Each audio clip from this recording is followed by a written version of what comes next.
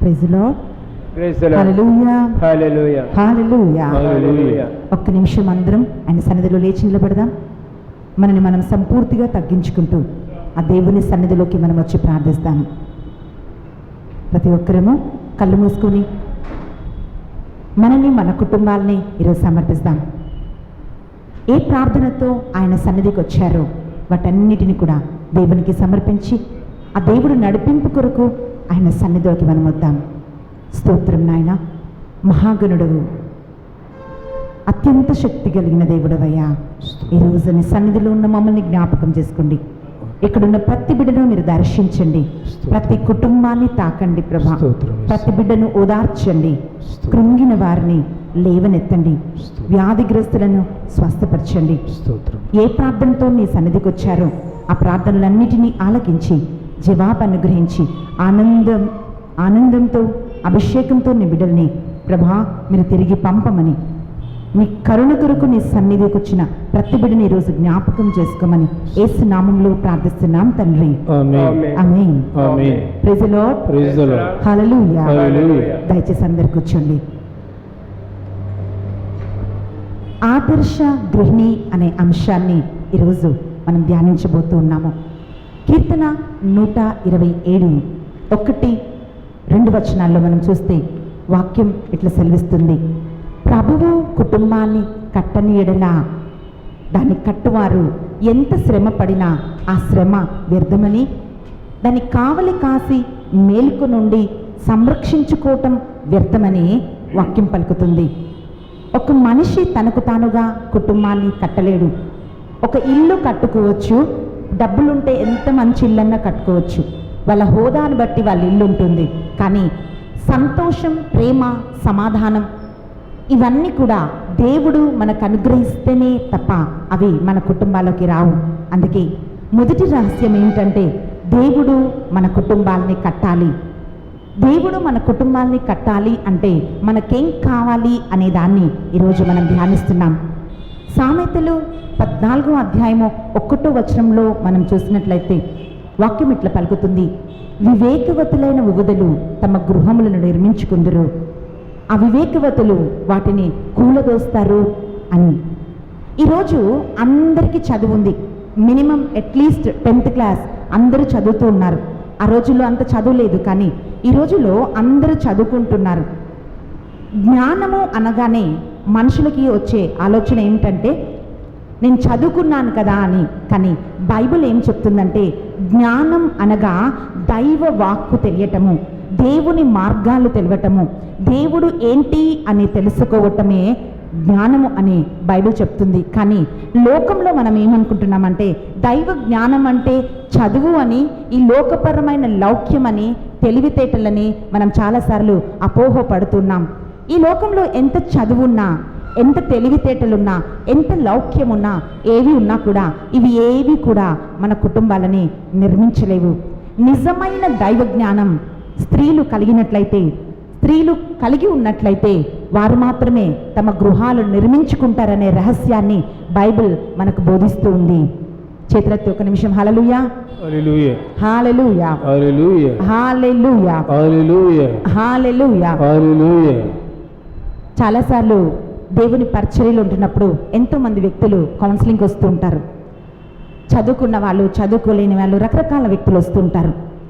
చదువుకున్న వాళ్ళు తన చదువు పైన ఆధారపడతారు, తమ జ్ఞానం పైన ఆధారపడతారు. తెలివితో, వాళ్ళకున్న తెలివితేటలో ఆ కుటుంబ పరిస్థితులన్నిటినీ చక్కబెట్టుకోగలను అని అనుకుంటుంటారు. కానీ చదువు లేని వాళ్ళు మరి వాళ్ళ సంగతి ఏమిటి? వాక్యం ఏం పలుకుతుందంటే చదువుంటే మనిషి తన జ్ఞానం పైన ఆధారపడి నిర్ణయాలు తీసుకుంటాడు. ఈ భర్తతో నాకు జీవించటం అవసరం లేదు, నాకు నేను బ్రతుక్కోగలనని భార్య అనుకుంటుంది. ఈ భార్య నాకు అవసరం లేదు, నేను ఇంకొక ఆమెను పెళ్లి చేసుకోగలనని భర్త అనుకుంటాడు.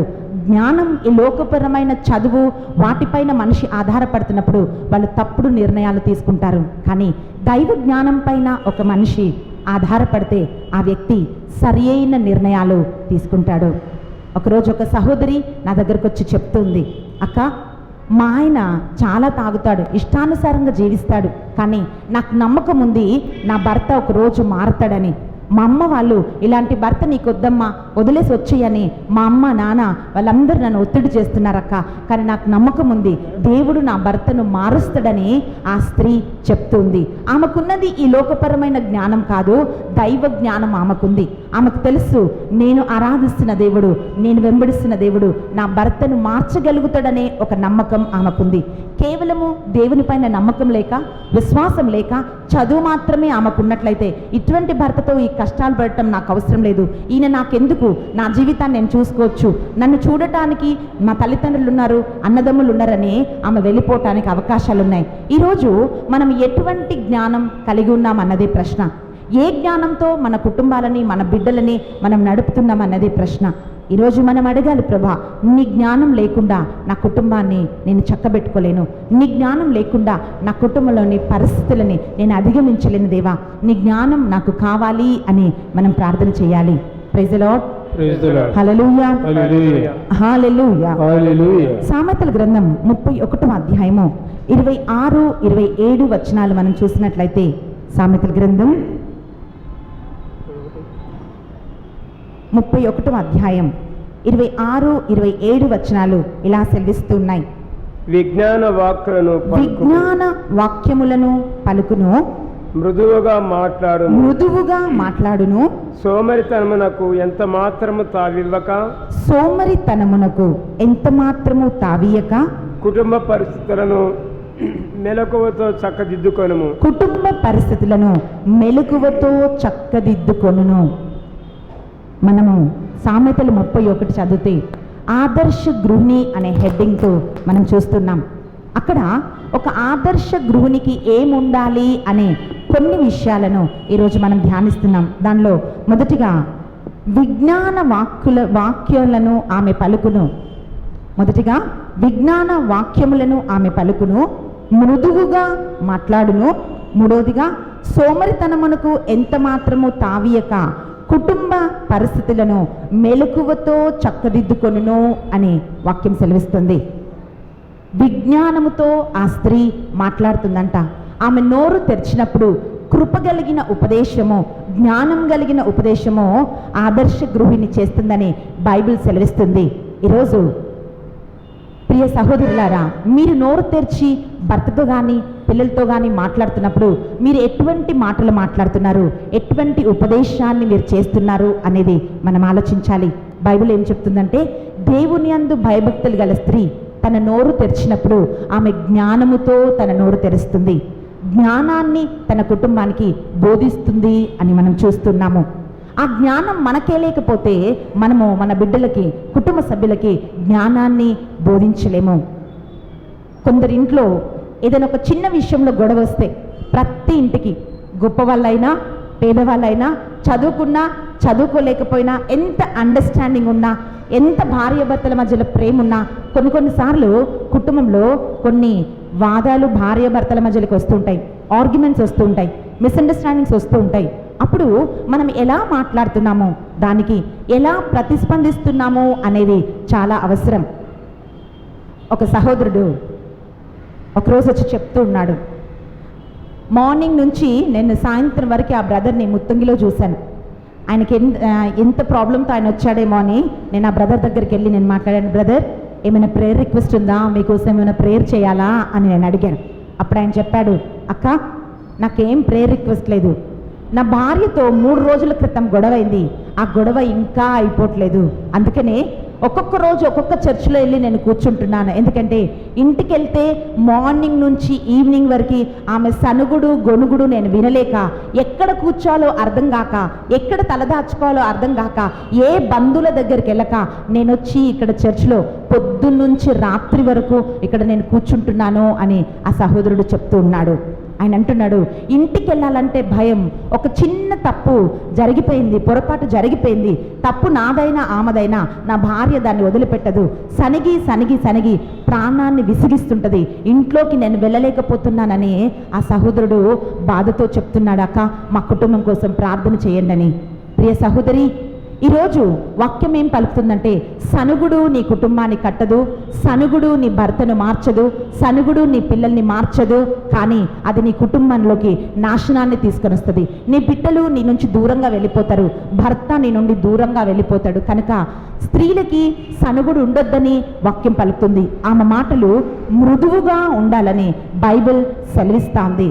ఈరోజు మన మాటలు తప్పు చేసిన వాళ్ళకి ఆదరణగా ఓదార్పుగా ఉన్నాయా, లేకపోతే తప్పును పదే పదే ఎత్తి చూపి ఎత్తుపొడుపు మాటలతో మాట్లాడి ఇంట్లోంచి పారిపోయేలాగా మనం మన కుటుంబ సభ్యులు చేస్తున్నామా అనేది మనం ఆలోచించాలి.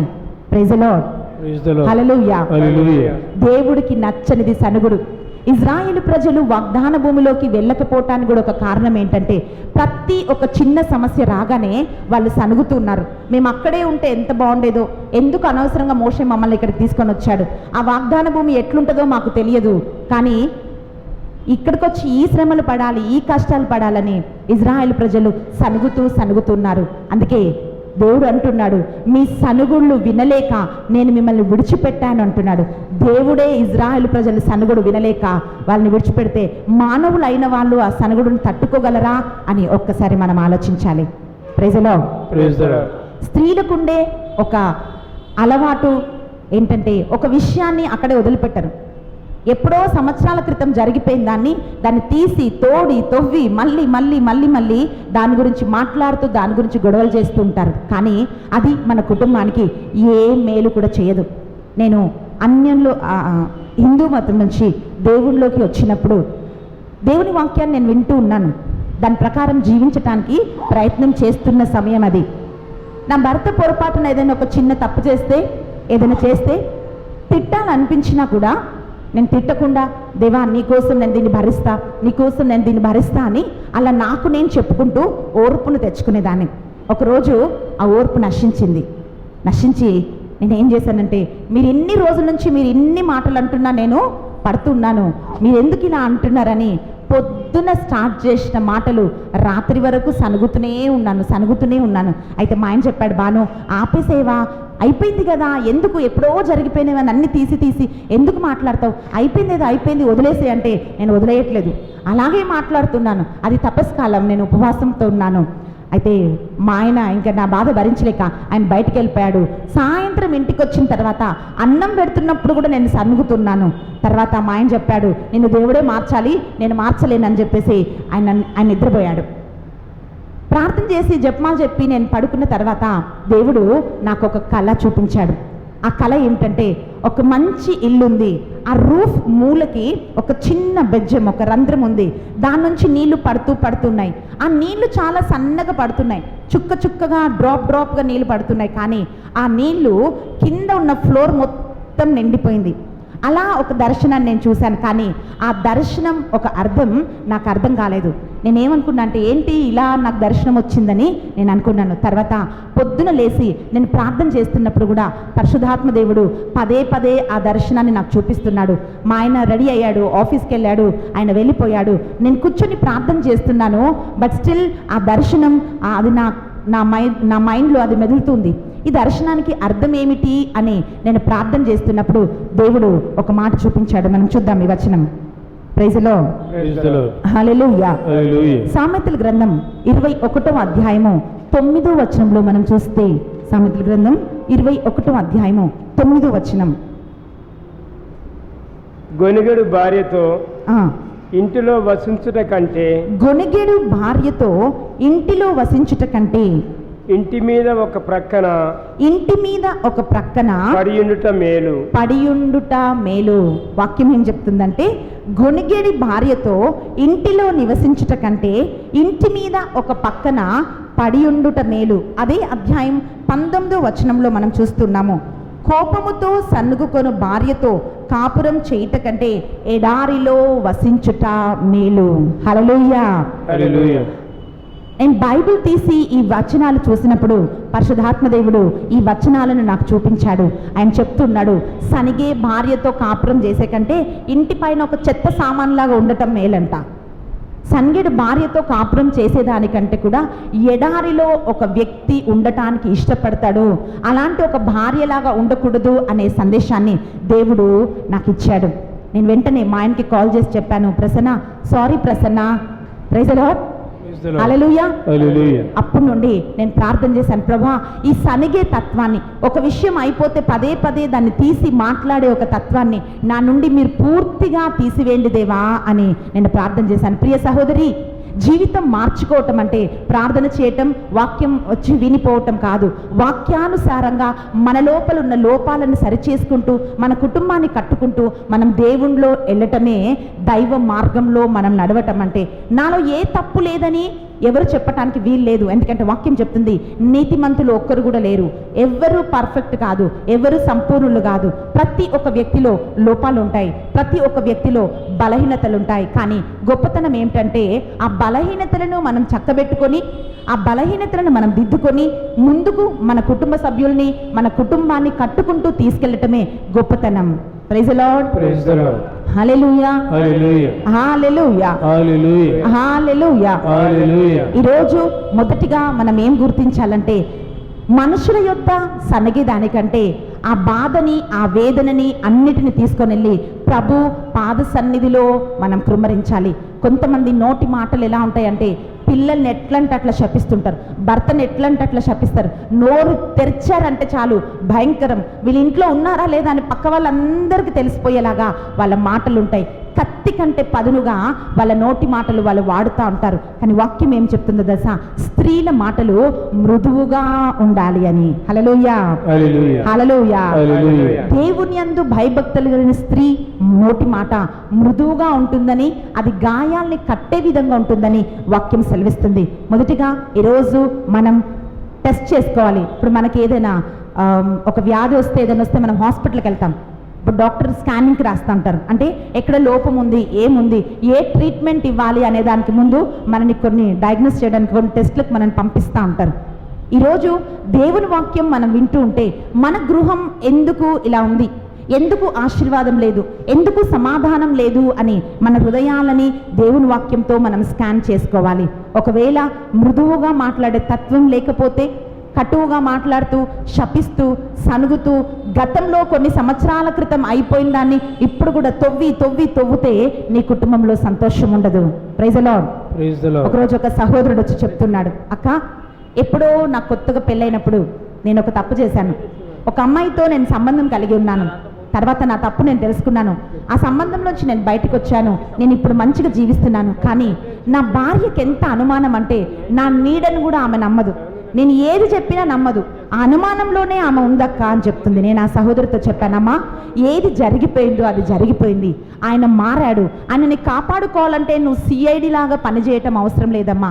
నీ భర్త కొరకు నువ్వు ప్రార్థన చేస్తే, నీ భర్తను ఇంకా మారలేదని నీకు అనిపిస్తే, నువ్వు అనుకుంటుంటే, అలాంటి అనుమానాలు నీకు వస్తే నువ్వు ఆమె కోసం ప్రార్థన చేయాలమ్మా అని నేను ఆ సహోదరికి సలహా ఇచ్చాను. ప్రియ సహోదరి, లోపాలు లేని వ్యక్తి ఎవరు ఉండరు, అది భర్త కావచ్చు, భార్య కావచ్చు. మనని మనం పరిశీలన చేసుకుంటే మన లోపాలు లేవా? భర్త ఏం ఎక్స్పెక్ట్ చేస్తున్నాడో అవన్నీ మనలో ఉన్నాయా? కానీ భర్తలోని లోపాలు మనం ఎత్తి చూపుతూ ఉంటాం. చాలాసార్లు స్త్రీలు అంటుంటారు, అసలు నువ్వు నాకు తగిన వాడివి కాదు, నేను అనవసరంగా చేసుకున్నాను, వేరే వాళ్ళు చేసుకుంటే నా జీవితం ఎట్లుండేదో అని మనం అనుకుంటుంటాం. కానీ ఎవరికి జత చేయాలో దేవుడికి తెలుసు. ఎందుకంటే వివాహాలన్నీ స్వర్గంలో నిర్ణయింపబడతాయని వాక్యం పలుకుతా ఉంది. ఈరోజు నీకు ఇచ్చిన భర్త నీకు ఒక బహుమానమని, లోపాలు ఉన్నప్పటికీ కూడా వాటిని చక్కదిద్దుకునే జ్ఞానం నాకు కావాలని మనం ప్రార్థన చేయాలి. Praise the Lord. Praise the Lord. Hallelujah. Hallelujah. Hallelujah. Hallelujah. Hallelujah. Hallelujah. మొదటిగా ఈరోజు మనం ధ్యానిస్తున్న అంశంలో 4 విషయాలు మనం చూస్తున్నాం. ఆమె జ్ఞానం కలిగి తన నోరు తెరిచెను. ఏదంటే అది వేస్ట్ మాటలు మాట్లాడే ఒక స్త్రీలాగా ఉండకూడదు.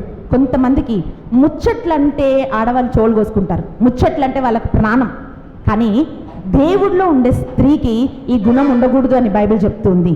జ్ఞానం కలిగి మన నోరు మనం తెలవాలి. ఎవరి గురించో మనం మాట్లాడితే, ఎవరి గురించో మనం ముచ్చట్లు పెడితే దానివల్ల మనకు వచ్చేది ఏమి లేదు. ప్రతి మాట మనం మాట్లాడుతుండగా ఆ మాట జ్ఞానం కలిగి ఉండాలి, ఒకరిని ఆదరించేలాగా ఉండాలి, ఒకరిని లేవనెత్తేలాగా ఉండాలి. ఈమె మాట్లాడితే కరెక్ట్ మాట్లాడుతుంది అన్నట్లుగా మన మాటలు ఉండాలి. వ్యర్థమైన మాటలు దోషాలకి దారితీస్తూ ఉంటాయి. వ్యర్థమైన మాటలు అనేకమైన సమస్యలకు దారితీస్తూ ఉంటాయి. కనుక పనికిరాని మాటల్ని కట్టిపెట్టి ఆదర్శవంతమైన గృహిణి జ్ఞానంతో మాట్లాడాలి, మృదువుగా మాట్లాడాలి అని మనం చూస్తున్నాము. Praise the Lord. Praise the Lord. Hallelujah, hallelujah, hallelujah. Hallelujah. సోమరితనం ఉండకూడదు అనేది మనం చూస్తున్నాం, కానీ సోమరితనం అనే టాపిక్ని మనం ధ్యానించటం లేదు. ఎలా ఒక కరెక్ట్ ఉపదేశం ఇచ్చి భర్తని, పిల్లలని, భార్య కాపాడుకోవాలి అనేదే ఈరోజు మనం ధ్యానించబోతున్నాం. అక్కడ మనం చూస్తుంటే 27వ వచనంలో మనం చూస్తున్నాం, సోమరితనముకు ఎంత మాత్రము తావీయక కుటుంబ పరిస్థితులను మెలకువతో చక్కదిద్దుకొనును. అంటే ప్రతి కుటుంబంలో సమస్యలు ఉంటాయి. సమస్య లేకుండా ఏ ఒక్క కుటుంబం ఉండదు.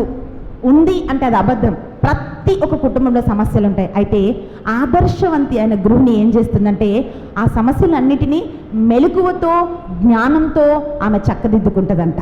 Praise the Lord. Praise the Lord. చేతులెత్తి అందరూ ఒకసారి హల్లెలూయా, hallelujah, hallelujah, hallelujah, hallelujah, hallelujah, hallelujah. హల్లెలూయా. దైవ జ్ఞానం మనకుంటే దైవ జ్ఞానంలో భర్తను మనం నడిపిస్తాం, భర్తకు సలహాలు ఇస్తాం, పిల్లలకి సలహాలు ఇస్తాం, మన రక్త సంబంధులకి మనం సలహా ఇస్తాం. ఆ జ్ఞానమే మనకు లేకపోతే మనం ఎలా జ్ఞానాన్ని బోధించగలము? ఆదికాండంలో చూస్తున్నాం. ఆదికాండం 3వ అధ్యాయము 6వ వచనం. ఇది అందరికీ తెలిసిన వచనం. అక్కడ వాక్యం ఇట్లా పలుకుతుంది, సాతాను వచ్చి ఏవమ్మతో మాట్లాడుతున్నాడు, అమ్మా ఈ తోటలో ఉన్న ఈ చెట్టు ఫలము దేవుడు తినొద్దన్నాడంట కదా, ఇది నిజమా అని అడుగుతున్నప్పుడు ఆమె చెప్తూ ఉంది. ఆమె ఏం చెప్తుందో చూద్దాం. చదవండి బ్రదర్. స్త్రీకి ఆ చెట్టు కన్నుల పండుగగా ఉండెను, దాని పండు తినుటకు రుచిగా ఉండునని తోచెను. ఆ పండు వలన తెలివితేటలు కలిగిన ఎంత బాగుగా ఉండునో కదా అని ఆమె తలంచెను. ఇట్లు అనుకొని ఆమె ఆ చెట్టు పండ్లు కోసి తినెను. భర్తకును ఆ పండ్లను ఇచ్చెను, అతడును తినెను. చాలు brother. Praise the Lord. Praise the Lord. అదే అధ్యాయము 3వ అధ్యాయంలో మనం చూస్తున్నాము.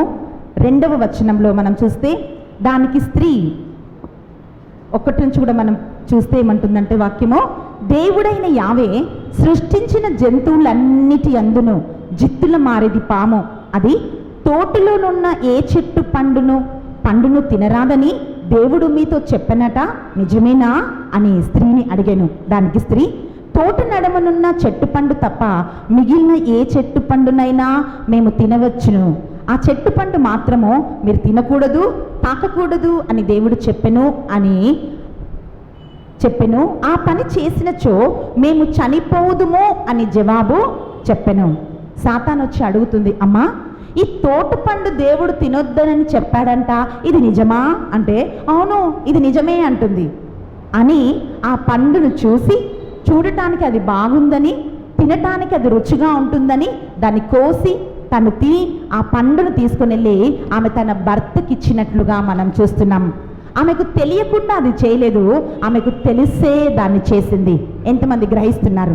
చాలాసార్లు మనకు తెలుసు ఇది తప్పు అని, ఇది చేయకూడదు అని మనకు తెలుసు, కానీ ఆ వివేకములో మనం నడవకుండా మార్గం తప్పిపోతూ ఉన్నాము. ఎప్పుడైతే సాతాను ఏమని అడిగిందో, అమ్మా ఇది నిజమా అంటే ఇది నిజము, ఇది మేము తినకూడదు, నువ్వు వెళ్ళిపోమని ఆమె చెప్పాలి. కానీ ఆమె తినటమే కాకుండా ఆ పండు తీసుకుని వెళ్ళి భర్తకిస్తే భర్త దాన్ని తిన్నప్పుడు వాళ్ళు దేవుడి నుండి దూరంగా వెళ్ళిపోయారు, దేవుని మహిమను కోల్పోయారు, పాపంలోకి వాళ్ళు నడిపించబడ్డారు. Praise the Lord. Praise the Lord. ఒక స్త్రీ జ్ఞానము లేక తన భర్తని, తన కుటుంబాన్ని, ఇప్పటి వరకు సర్వ సృష్టిని కూడా పాపంలోకి నడిపించింది. స్త్రీలారా, ఈరోజు దేవుడు మనకు జ్ఞానం ఇచ్చాడు. దేవుని వాక్యం మనకు తెలుసు, మంచి చెడ్డలు మనకు తెలుసు. తెలియకపోతే మనం దేవుణ్ణి అడగాలి, ఆయన పరిశుద్ధాత్మ ద్వారా మనల్ని నడిపిస్తాడు. ఆ రోజు ఏవా మాట విని ఆదాము ఆ పండు తిని సర్వ సృష్టిలోకి, దేవుడు సృష్టించిన ఈ అందమైన సృష్టిలోకి పాపాన్ని తీసుకొని వచ్చాడు. ఈరోజు మీ భర్తల్ని మీరు ఎలా నడిపిస్తున్నారు? ఒక అమ్మ ఒకరోజు నాతో వచ్చి చెప్తుంది, ఏమంటుందంటే, అమ్మా నాకు భర్త చనిపోయాడు, నాకు ఒకగానొక కొడుకున్నాడు, ఆ భర్త ఉద్యోగము నాకు ఇచ్చారు, ఆ ఉద్యోగం నేను చేస్తున్నాను, నా కుమారుడికి పెళ్లి చేశాను, కోడలు వచ్చింది, కానీ నా బాబు చాలా మంచివాడు, నేను ఏది చెప్పినా ఆ మాట వినేవాడు. కానీ ఎప్పుడైతే పెళ్ళయిందో అప్పటి నుంచి నా కొడుకు మారిపోయాడమ్మా అని చెప్తుంది ఆమె. నా కుమారుడు ఆఫీస్ నుంచి రాగానే, బయట నుంచి రాగానే లేనిపోని మాటలన్నీ కూడా ఆమె తన భర్తకు చెప్తుంటే అవన్నీ విని నా కొడుకు నేను తల్లినని కూడా చూడకుండా, చిన్నప్పటి నుంచి భర్త లేకపోయినా నేను కష్టపడి పెంచి ఇంత ప్రయోజకుని చేసిననే సంగతిని కూడా మర్చిపోయి ఇష్టానుసారంగా మాట్లాడుతూ తల్లికి భార్య కూడా తేడా లేని అన్ని మాటలు నన్ను అంటాడమ్మా అని ఆ తల్లి ఏడుస్తూ ఉంది. Praise the Lord. Hallelujah, hallelujah, hallelujah అని చెప్తుంది. ఆయన భార్య మాటనే వింటాడమ్మా, నా మాట అస్సలు వినడు. ఈరోజు ఆ భార్య భర్తని ఎలా నడిపిస్తుంది? నవమాసాలు మోసి కనిపించిన తల్లిని చూడకూడదని ఏ మాటలు చెప్తాడో ఆ మాటలన్నీ కూడా నా కొడుకు వింటాడని తల్లి చెప్తా ఉంది. ఈరోజు స్త్రీలు తన కుటుంబాన్ని, భర్తని ఎలా నడిపిస్తున్నారు? ఆదాముని అవ్వ పాపంలోకి నడిపించింది. ఈ కోడలు లేనిపోని మాటలు చెప్పి అత్తని తిట్టడానికి, కొట్టడానికి కారణం అవుతుంది. ఈరోజు నీ కుటుంబంలో నీ మాటలు నీ భర్తను ఎటు నడిపిస్తున్నాయి అనే దాన్ని మనం ఆలోచన చేయాలి. Praise the Lord. హల్లెలూయా. బైబిల్లో మనం చూస్తూ ఉన్నాము. మొదటి రాజుల గ్రంథం 21వ అధ్యాయము 7వ వచనం మనం చూస్తే, మొదటి రాజుల గ్రంథం 21వ అధ్యాయము 7వ వచనం. ఇక్కడ వాక్యం సెలవిస్తుంది, అహబు రాజు భార్య పేరు యెజబెలు. ఈ రాజు భవనానికి తోటకు ఆనుకొని నాబోతు అనే ఒక వ్యక్తి తోట ఉన్నట్లుగా మనం చూస్తున్నాం. అందరూ చూడండి దయచేసి. Praise the lord.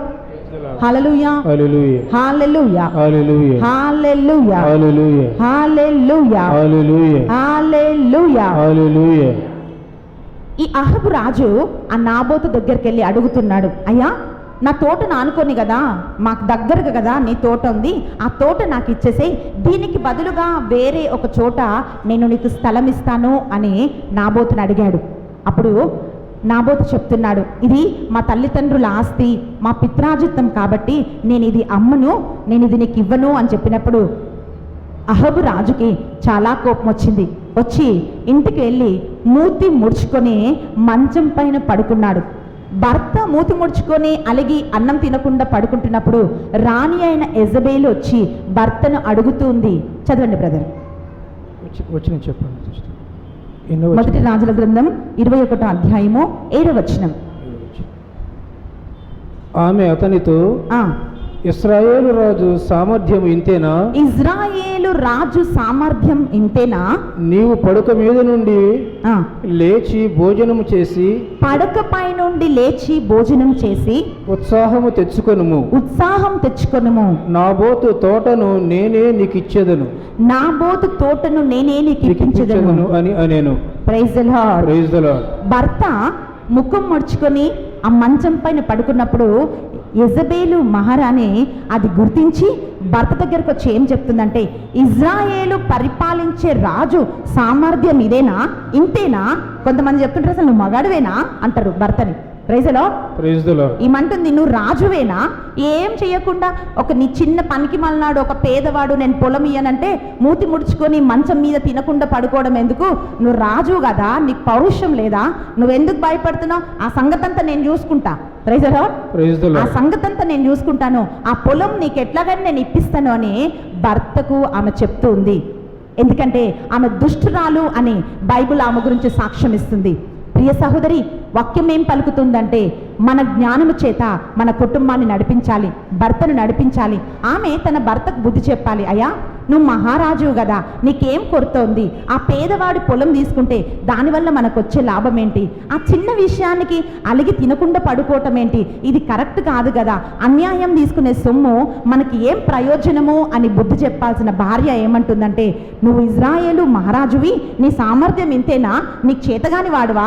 నువ్వేం చెయ్యలేవా అనే భర్తను ఉసుగొల్పుతా ఉంది. ఈరోజు చాలా ఇంట్లో కుటుంబ సభ్యుల మధ్య, అన్నదమ్ముల మధ్య, రక్త సంబంధికుల మధ్య గొడవలు కావటానికి కారణం ఎవరు తెలుసా? స్త్రీలు. ఆయన అలా అంటుంటే మీకేం వినిపించట్లేదా? మీకేం కళ్ళు కనిపించట్లేదా? మీరు చూడరా? మీరు ఏమనరా అని భర్తను ఉసుగొల్పుతూ ఉంటారు. ఇది నిజ జీవితంలో జరుగుతాయా, జరగదా? నిజ జీవితంలో జరుగుతోంది. కానీ జ్ఞానం కలిగిన స్త్రీ ఏం చేస్తుందంటే, వాళ్ళు అలా మాట్లాడితే మనకెందుకండి, మనం ప్రార్థన చేస్తాం దేవుడి వాళ్ళని మారుస్తాడని. గొడవల్ని మాన్పి సమాధానం తీసుకొచ్చే ఒక స్త్రీలాగా జ్ఞానం కలిగిన స్త్రీ ఉంటుంది. జ్ఞానం లేని స్త్రీ ఏం చేస్తుందంటే కొంపలు కూల్చివేసేది అని వాక్యం పలుకుతోంది. ఏంటి మీకేం చేత కదా, మీరు వెళ్ళి గొడవ చేయండి అని ఆమె చెప్తా ఉంటుంది.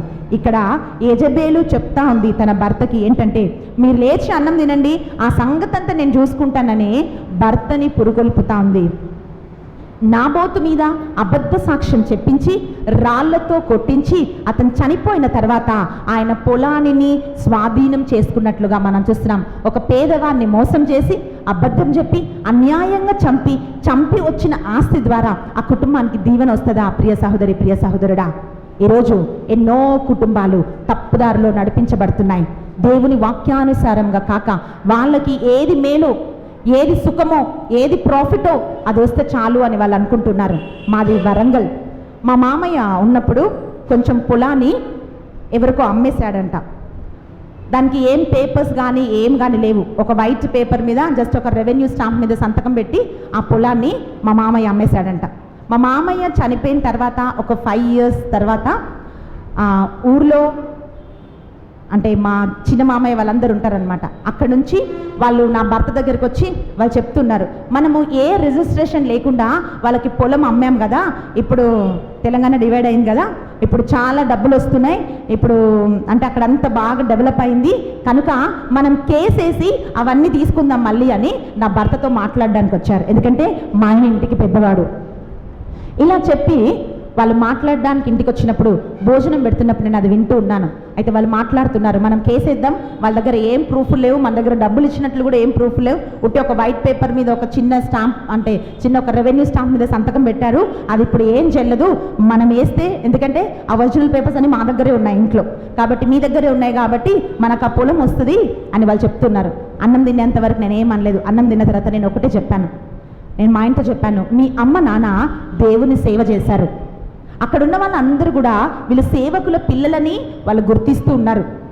ఆ వచ్చే పొలం ద్వారా కావచ్చు ఒక 30-40 లక్షలు వస్తాయి, కానీ ఆ 30-40 లక్షలు మన పిల్లలని మన భవిష్యత్తుని అవి కట్టవు. ఇప్పుడు మనం ఉన్నప్పుడు వాటన్నిటిని లగ్జరీగా వాటికి వీడి వాడేస్తామో అవి అయిపోతాయి. కానీ వాళ్ళు ఎంత కష్టపడి దాన్ని కొనుక్కున్నారో, వాళ్ళు ఒక పూర్ ఫ్యామిలీ వాళ్ళు కొనుక్కున్నారనమాట అప్పుడు చాలా తక్కువకి. ఇప్పుడు ఎక్కువ ఉందని మనం అన్యాయంగా తీసుకుంటే వాళ్ళ కన్నీళ్ళు మనని బ్రతకనివ్వదు. మనం అలాంటి పనులు చేయకూడదు. ఎందుకంటే మనం దేవుని నమ్మిన వాళ్ళము అని నేను నా భర్త చెప్తున్నప్పుడు మా మామయ్య అంటున్నాడు, ఏంటమ్మా పిచ్చిదానిలాగా మాట్లాడుతున్నావు, ఈరోజు డబ్బులు ఎక్కడ పుణ్యానికి వస్తాయమ్మా అంటున్నాడు మా మామయ్య. నేను చెప్పాను, మామయ్య నా భర్తను మాత్రం ఇట్లాంటి వాటిలో మీరు లాగకూడదు, ఇంకొకసారి ఈ విషయంలో మీరు మా ఇంటికి రావద్దు అని నేను చెప్పాను. Praise the lord.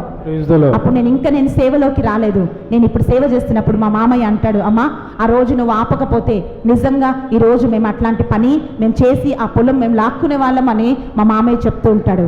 ఈ విషయం వెళ్ళి అక్కడ వాళ్ళతో అందరు మాట్లాడుతున్నప్పుడు ఆ పొలం వాళ్ళకు కూడా తెలిసిందనమాట. నేను ఊరికి వెళ్ళినప్పుడు వాళ్ళు వచ్చి చెప్తున్నారు, అమ్మా నిజంగా దేవుడు నిన్ను వాడుకుంటాడని వాళ్ళు నన్ను దీవిస్తా అన్నారు. ప్రియ సహోదరి, ఇది ఎందుకు చెప్తున్నానంటే, మీకు కొన్నిసార్లు భర్త కుటుంబ సభ్యులు తెలిసి తెలియక తప్పుడు నిర్ణయాలు తీసుకుంటున్నప్పుడు ఇది దైవ చిత్తానుసారమైనదా కాదా, ఇది మన కుటుంబానికి ఆశీర్వాదం తీసుకొస్తుందా తీసుకురాదా అనే విషయాన్ని మనం చూడాలి. Praise the Lord. దీన్ని మనం ఆలోచించాలి. యెజబెల్ ఏమనుకుంటుందంటే, ఈ ఆస్తి మాకు వస్తే చాలు, నా భర్తకు కావాల్సింది నా భర్తకు దొరికితే చాలు, పాపం ఏంటి పుణ్యం ఏంటి అని ఆమె అనుకుంటుంది. ప్రతి ఒక్క నరుడి క్రియలను ఆలోచనలని పరిశీలిస్తున్న దేవుడు ఒకడు ఉన్నాడని, దాని నుండి ఆయన మనకు తీర్పు తీరుస్తాడనే విషయాన్ని యెజబెలు మర్చిపోతా ఉంది. ఈరోజు నీ భర్తను నువ్వు ఎలా నడిపిస్తున్నావు అనేది ప్రశ్న. Praise the Lord. Praise the Lord. Hallelujah. Hallelujah. Hallelujah. Hallelujah. మత్తయి సువార్త 27వ అధ్యాయము 19వ వచనంలో మనం చూస్తున్నాము. ఇక్కడ పిలాతు ముందు యేసుప్రభు నిలబడి ఉన్నాడు. ఈ పిలాతు రోమా గవర్నర్. యేసుప్రభుకు శిక్ష వేయటానికి యేసుప్రభు పిలాతు ముందు నిలబడినప్పుడు తన భార్య ఆయనకు ఒక సందేశాన్ని పంపుతుంది. ఆ సందేశం ఏమిటంటే, అయ్యా నేను రాత్రి ఒక కల కన్నాను, నాకు ఒక కల వచ్చింది. ఆ కల ఏమిటంటే, నీ ముందు నిలబడుతున్న ఈ వ్యక్తి సామాన్యుడు కాదు, ఆయన ఆయనని చంపే అంత పాపం ఆయన ఏం చేయలేదు, ఆయన నీతిమంతుడు కనుక ఆ నీతిమంతుని రక్తాన్ని చిందించకూడదు అని భర్తకి ఒక సందేశాన్ని పంపింది. Praise the Lord. Praise the Lord. వాక్య పరిచర్యలో వెళ్తున్నప్పుడు చాలామంది మనుషులతో కలుస్తున్నప్పుడు నేను గమనించింది ఏంటో తెలుసా, చాలాసార్లు స్త్రీలు ఏమనుకుంటారంటే మాకు డబ్బు ఉంటే, భర్తకి హోదా ఉంటే, అన్ని కంఫర్టబుల్గా ఉంటే, ఒక మంచి లైఫ్ ఉంటే మాకు దేవుడు ఎందుకులే అనుకుంటారు. ఎవరిని పట్టించుకోరు, ఎవరితో మాట్లాడరు. Praise the Lord. Praise the Lord. ఇక్కడ ఉండవు వాళ్ళ కళ్ళు, ఇక్కడ ఉంటాయి. ఒక మనిషిని ఇలా చూస్తే చీమల్లాగా, దోమల్లాగా, పురుగుల్లాగా వాళ్ళు చూస్తూ ఉంటారు. కారణం ఏంటంటే వాళ్ళకున్న డబ్బు, వాళ్ళకున్న అధికారం, వాళ్ళకున్న పరపతి వాళ్ళని అలా చూసేలాగా చేస్తాయి. కానీ ఇక్కడ ఈ స్త్రీని మనం చూస్తున్నాం, ఆమె అన్యురాలు, రోమా గవర్నర్ పిలాత్ యొక్క భార్య. కానీ ఆమె లోపల ఉన్న ఒక మంచి మనస్సును మనం చూస్తున్నాం. ఆమెకున్న క్వాలిటీస్ ఏంటంటే రాజులు అందం లేని వాళ్ళని చేసుకోరు, అవునా? రాజులు అందాన్ని ఆరాధిస్తారు. ఆమె అందమైన స్త్రీ, సౌందర్యవతి. రెండోది గవర్నర్ భార్య అంటే మంచిగా చదువుకున్న ఒక స్త్రీ. అందముంది, చదువు ఉంది, ఆస్తి ఉంది, భర్తకు పదవి ఉంది, ఇవన్నీ ఉన్నాయి. ఎవరో ఒక పేదవాడు, అనామకుడు, పేరు తెలియని వాడు, యూదుడు ఎవరో ఒకరు చనిపోతే ఏంటి అని తన భర్త తప్పు చేయటానికి ఆమె వదిలిపెట్టలేదు. ఆయన ఆ న్యాయపీఠం పైన కూర్చుని ఉన్నప్పుడు భర్తకు ఒక సందేశాన్ని పంపుతుంది. అయ్యా, నువ్వు అలాంటి తప్పు చేయకూడదు. నీ ముందు నిలబడిన ఒక వ్యక్తి సామాన్యుడు కాదు, అతని నీతిమంతుడు, అతని రక్తం మన మీద, మన కుటుంబం మీద ఉండకూడదు అనే సందేశాన్ని భర్తకు ఆమె పంపిస్తూ ఉంది. అంటే దైవ జ్ఞానము చేత ఆమె నడిపించబడుతుంది. అన్యురాలైనప్పటికీ కూడా మంచి చెడ్డలు వివేచన ఆమె చేయగలుగుతుంది. ఈరోజు మంచి చెడ్డలు వివేచించే ఆ జ్ఞానం మనకున్నదా లేదా అని మనం ఆలోచించాలి.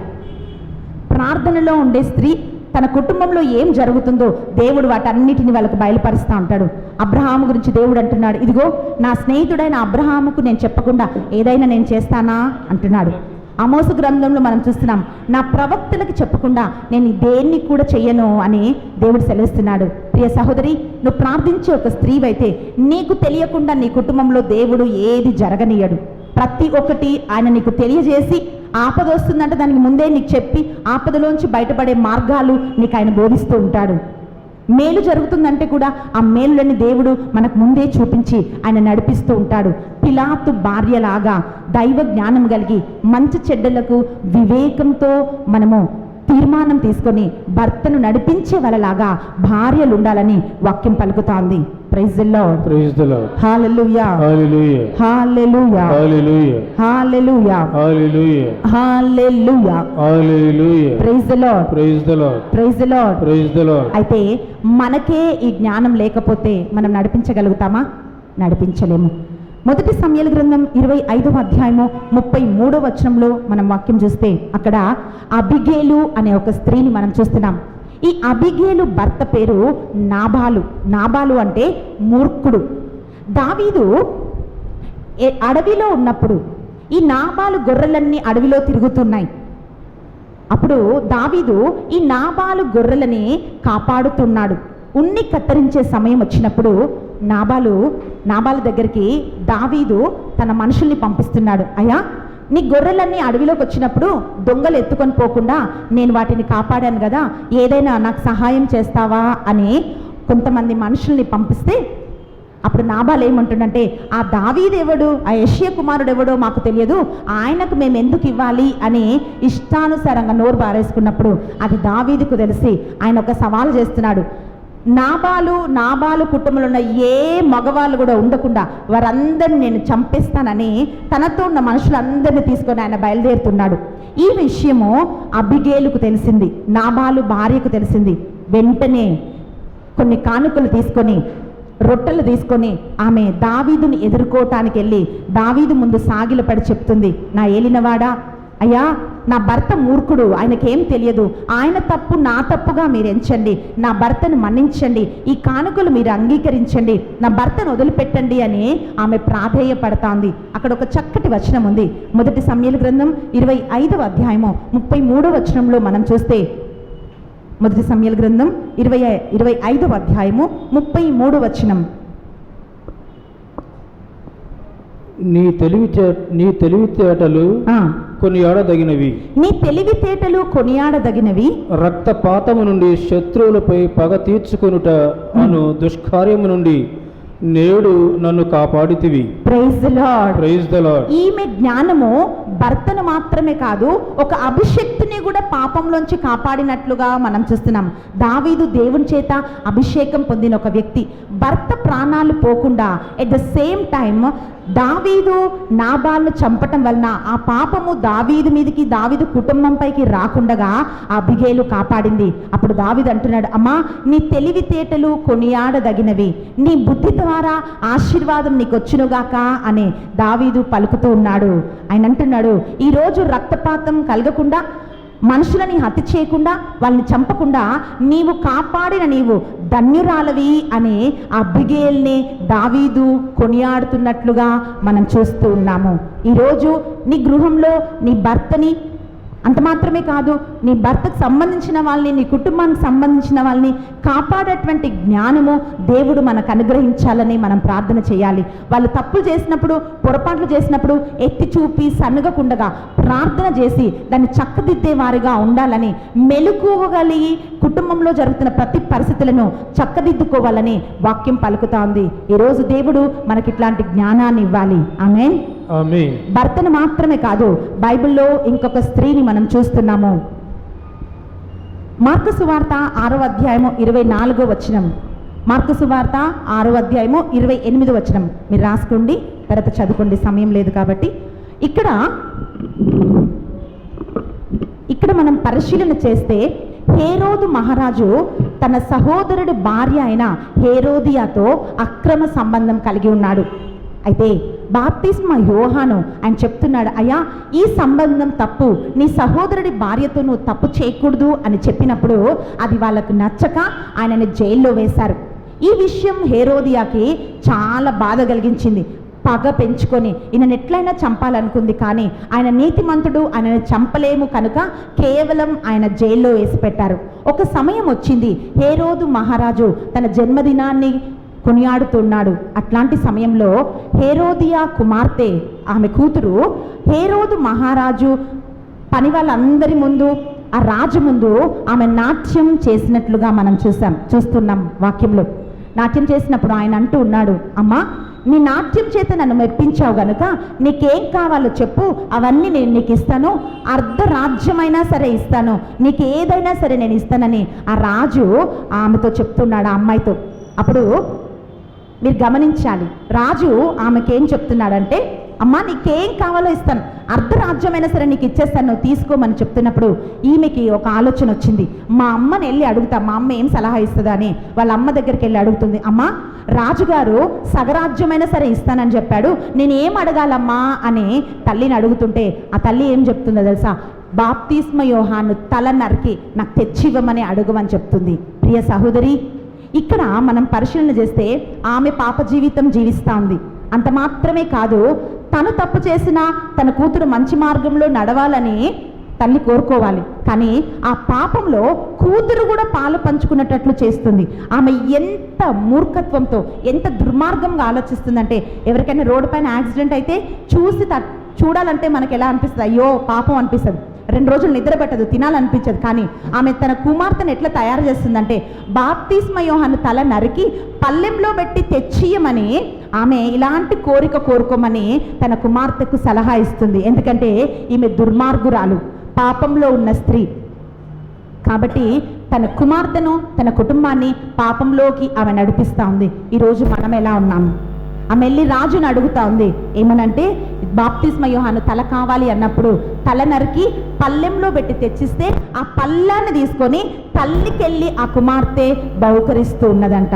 అంటే తన కుమార్తెని తప్పు మార్గంలోకి నడిపించిన ఒక తల్లి. ఒక సహోదరుడు వచ్చి నాతో చెప్తున్నాడు, అక్క నాకు ఒక సంబంధం వచ్చిందక్క, నాకు సలహా కావాలని వచ్చాడు. నేను చెప్పాను, ఏం సలహా కావాలి నాన్న అంటే, ఆ అబ్బాయి ఒక గవర్నమెంట్ ఎంప్లాయ్, చాలా బాగుంటాడు చూడ్డానికి, నాకు ఒక సంబంధం వచ్చిందక్క. ఆ సంబంధం ఏంటంటే ఒక్కటే కూతురు, వాళ్ళకి చాలా లక్షల ఆస్తి ఉంది, అయితే వాళ్ళు చెప్పారు ఒక ఫ్లాట్ ఇస్తాము, చాలా డబ్బులు ఇస్తాము, అన్ని ఇస్తామని చెప్పారు. కానీ ఆ అమ్మాయి అంత బాగలేదక్క, అమ్మాయి నాకు నచ్చలేదు అని అతను చెప్పాడు. కానీ మా అమ్మ ఏం చెప్తుందంటే, ఏం కాదురా నువ్వు చేసుకో, భార్యనే కదా ఇంట్లో పడి ఉంటుంది. అంటే మీకు అర్థమైందా? ఈమె ఇంట్లో పడి ఉంటుంది, ఆ ఆస్తి అంతా నువ్వు వాడుకోవచ్చు, నీకు కావలిస్తే మన ఆడవాళ్ళు తక్కువ నా లోకంలో అని తల్లి కుమారునికి సలహా ఇస్తుందంట.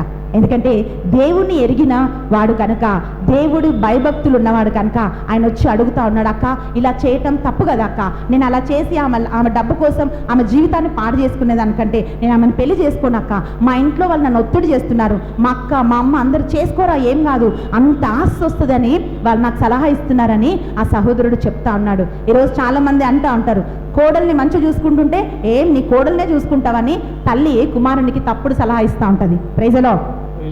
హల్లెలూయా. కూతురు కూడా అంటే కోడలు కూడా కూతురు లాంటిదే, నువ్వు అలా ఎందుకు చేస్తున్నావు, భార్యను మంచిగా చూసుకోవాలి అని సలహాలు ఇచ్చే తల్లులు కొడుకులను చెడిపేస్తూ ఉన్నారు, చూడకుండా చేస్తూ ఉన్నారు. ఎందుకంటే వాళ్ళకి దైవ జ్ఞానం లేక వాళ్ళ బిడ్డలని భర్తని చెడు మార్గంలో వాళ్ళు నడిపిస్తూ ఉన్నారు. ఆ అబ్బాయి వచ్చి చెప్తూ ఉన్నాడు, అక్క మా అమ్మ ఒత్తిడి నేను తట్టుకోలేకపోతున్నాను, నేనేం చేయాలక్క, మా అమ్మ కోసం నువ్వు ప్రేయర్ చేయమని చెప్తా ఉన్నాడు. ప్రియ సహోదరి, ఈరోజు మన బిడ్డల్ని మనం ఎలా నడిపిస్తున్నాం, మన కుటుంబ సభ్యుల్ని మనం ఎలా నడిపిస్తున్నాం? Hallelujah, hallelujah, hallelujah, hallelujah, hallelujah, hallelujah, hallelujah, hallelujah. Praise the Lord, praise the Lord, praise the Lord, praise the Lord, praise the Lord. Praise the Lord. చేతులెత్తి అందరూ ఒక నిమిషం హల్లెలూయా, హల్లెలూయా, హల్లెలూయా. హల్లెలూయా.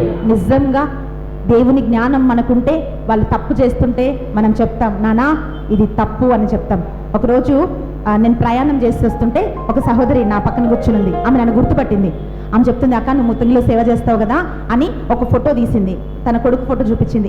ఏంటమ్మా ఏం ప్రేయర్ చేయాలంటే, అక్క నా కొడుకు తాగుతాడు, ఉద్యోగం చేయడు, ఏం చేయడు, కానీ ఒక అమ్మాయిని ప్రేమిస్తున్నాడు, ఆ అమ్మాయి చాలా మంచిది అక్క, అయితే నా కొడుకు ఆ అమ్మాయిని మోసం చేయకుండా నువ్వు ప్రార్థన చేయమని నా తల్లి చెప్తా ఉంది. నేను చెప్పానమ్మా నువ్వు నిజంగా మంచి తల్లివి, నేను తప్పకుండా నీ కొడుకు కోసం నేను ప్రార్థన చేస్తాను చెప్పాను.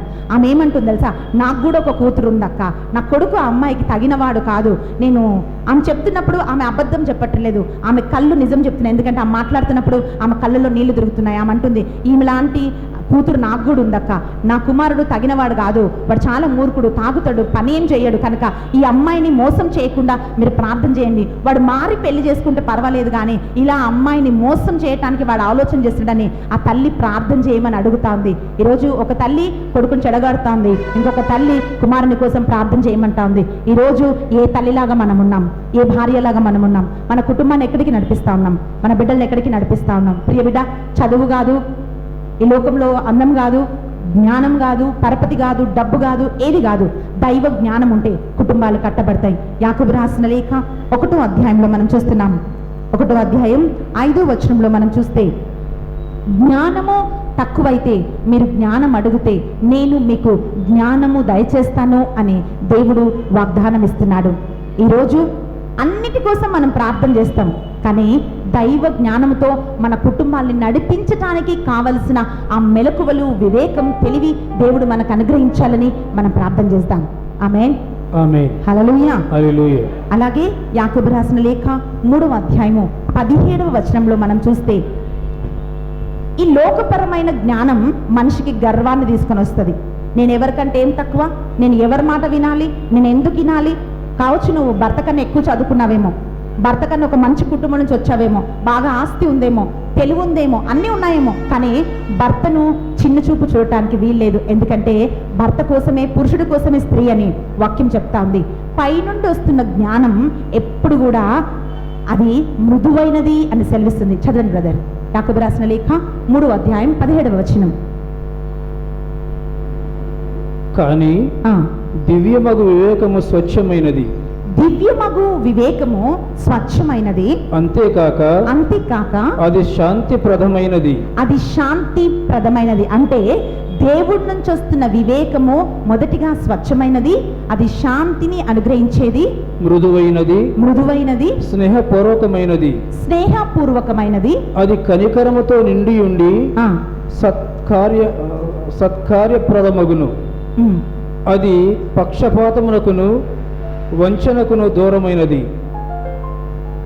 Praise the Lord. Praise the Lord. Hallelujah. Hallelujah. Hallelujah. Hallelujah. సత్కార్యాలు చేసేది అంటే మంచి పనులు చేసేది, వంచన లేకుండా ఉండేది, పక్షపాతం లేకుండా ఉండేది. చాలాసార్లు మనం పక్షపాతం చూపిస్తూ ఉంటాం, అవునా? వాళ్ళ పిల్లలు ఒకటి, మన పిల్లలు ఒకటి, వాళ్ళ కుటుంబం ఒకటి, మన కుటుంబం ఒకటి. Praise the Lord. Praise the Lord. కుటుంబంలో కూడా మన రక్త సంబంధికులతో కూడా మన పక్షపాతం చూపిస్తూ ఉంటాం. ఇవేమి చూపించకుండా దైవ జ్ఞానం మన కుటుంబాన్ని నడిపించాలని మనం ప్రార్థన చేద్దాం. ఒక నిమిషం లేచి నిలబడి కళ్ళు మూసుకొని ఒక్క నిమిషం. స్తోత్రం నాయన. పరిశుద్ధాత్ముడా నా తండ్రి, నీకే వందనాలు చెల్లిస్తున్నాం. ఈ లోకంలో ఏది మా కుటుంబాన్ని కట్టలేదు ప్రభా. నీ జ్ఞానం మాకు కావాలయ్యా. మా బిడ్డల్ని నీ మార్గంలో నడిపించడానికి, భర్తని నడిపించడానికి, కుటుంబ సభ్యుల్ని నడిపించడానికి, కుటుంబాన్ని కట్టుకోవటానికి నీ దివ్యమైన జ్ఞానంతో ఈరోజు మమ్మల్ని నింపి ఆదర్శమైన గృహిణిగా, ఆదర్శమైన తల్లిగా, ఆదర్శమైన స్త్రీలుగా ఈ లోకంలో నీకు సాక్షులుగా మేము నిలబడటానికి మమ్మల్ని అందరినీ కూడా ఆ జ్ఞానంతో నింపమని యేసు నామంలో ప్రార్థిస్తున్నాం తండ్రి. ఆమేన్. ఆమేన్. ఆమేన్.